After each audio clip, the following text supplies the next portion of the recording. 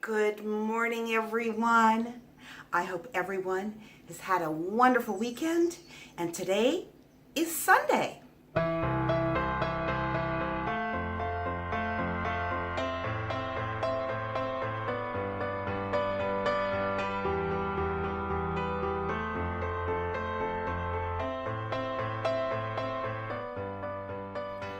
And we had a lot of storms come through our area yesterday late afternoon and throughout the evening, and it is very wet when it was already really wet.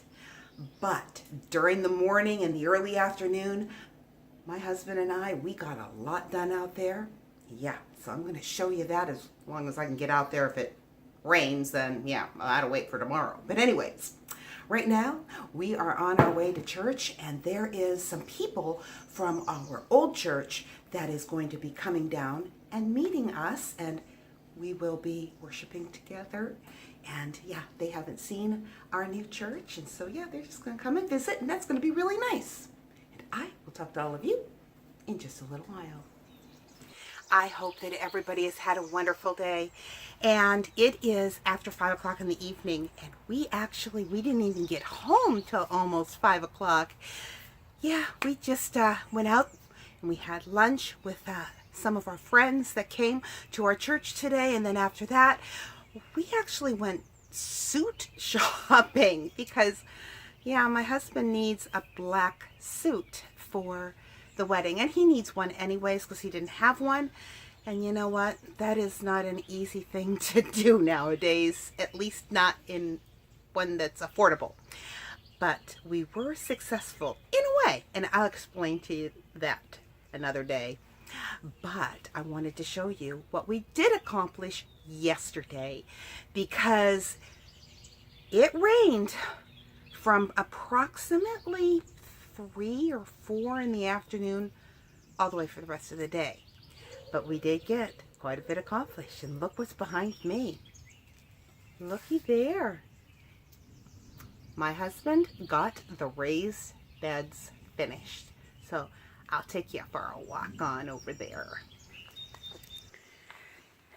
So this is our raised beds. I have 3 of them that he made me, and they are 3 feet by 10 feet.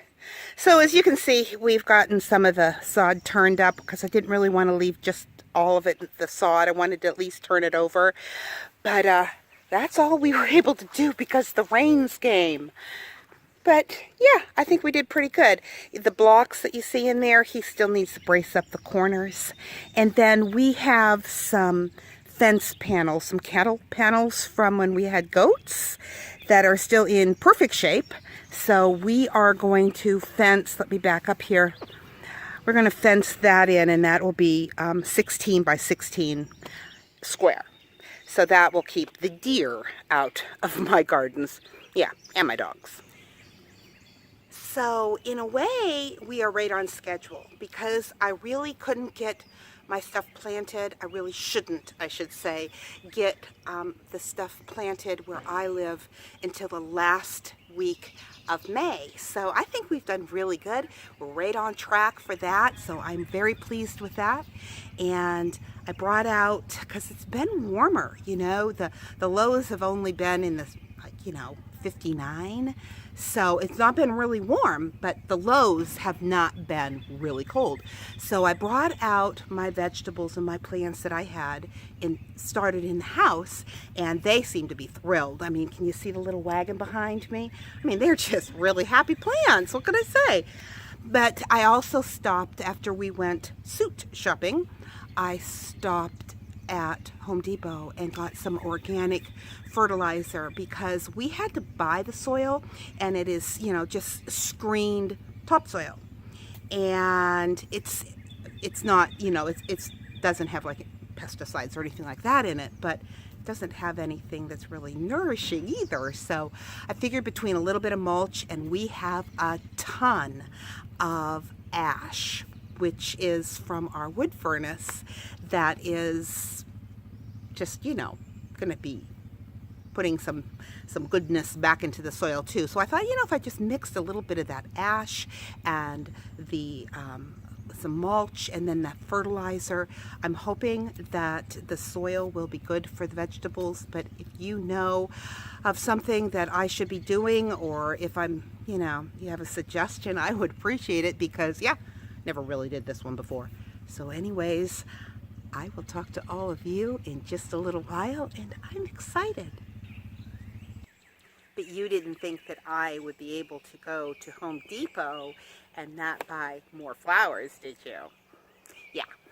So I bought these here. Bought a couple little dahlias, a couple little geraniums, a couple little ferns, and then I went ahead and I picked up 4 tomato plants that are organic tomato plants. And if you remember, I said that I have never grown tomatoes from seed, and I have successfully grown the tomatillo and the Cherokee Purple, but I wanted regular tomatoes too, and I didn't start those. I've just always bought the plants, so yeah, that's what I did again. But anyways, I've had a wonderful weekend, and I hope that you all have had a wonderful weekend, that you will have a wonderful day too, and I will talk to all of you. And oh, wait a minute, forgot to tell you. Look, my husband bought me another one. I have one, but now that my raised bed vegetable garden is further away than 50 feet, he bought me another one so he can attach it to the old one, and I'll be able to use this now to reach my garden. Talk to all of you in just a little while.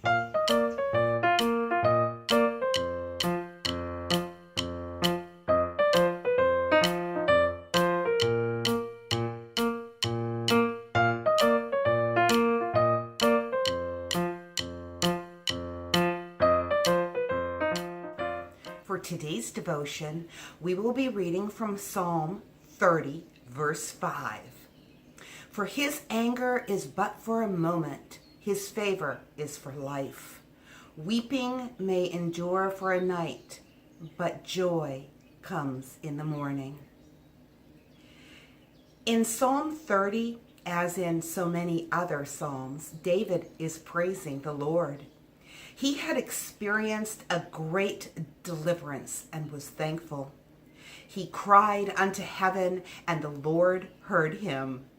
He exclaims that he will sing praise to the Lord, for his anger is but for a moment. This thought is affirmed by the comforting phrase, weeping may endure for a night, but joy cometh in the morning. And weeping does endure, and a night of weeping can appear to be endless. When sorrow comes over us, when disappointments follow one right after another, when physical pain afflicts our body and the night seems to endlessly stretch on and on, weeping may endure, as for there are sorrows that simply cannot be faced without tears. The Christian life is filled with the junctions of sickness and health, weakness and strength, disgrace and honor, want and wealth. On occasion, the warm south winds of God's mercy blow over our lives. And on other occasions, the cold north winds blow adversity. When our nights cause us to be restless, today's scripture verse can help us to rest in the promise of God that weeping may endure for a night. God always places a time limit on the suffering and restlessness of his children. And our scripture also offers great comfort, for joy is coming.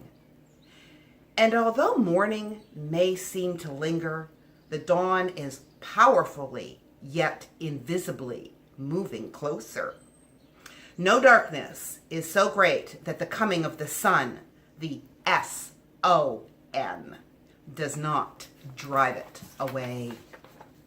But joy is coming. Dawn is approaching. The best is yet to to come. For the Christian, the best is always yet to come. Our life here on earth may be interesting and it may be full of promise, but it doesn't compare to what lies ahead. Just think of the pleasure of knowing that the best is yet to come. In times of suffering and sorrow, we can find hope as we reflect on the truth that a pain-free, tearless eternity awaits us. It's no wonder that Paul exhorts in Colossians 3, verse 2, to set our minds on the things above, not on the things of earth. And with that, I want to remind you, life happens. Let's enjoy it. And the best is yet to come. However, we need to realize that God's best is yet to come, but only for those who love God and are in Christ. That may sound harsh, but it's true. The best is yet to come, but not regardless of the condition of the heart. The Bible says that all things work together for good to those who love God, to those who are called according to his purpose, as we're told in Romans 8:28. If you are in Christ, then grab a hold of that promise. God bless, and I will talk to you tomorrow.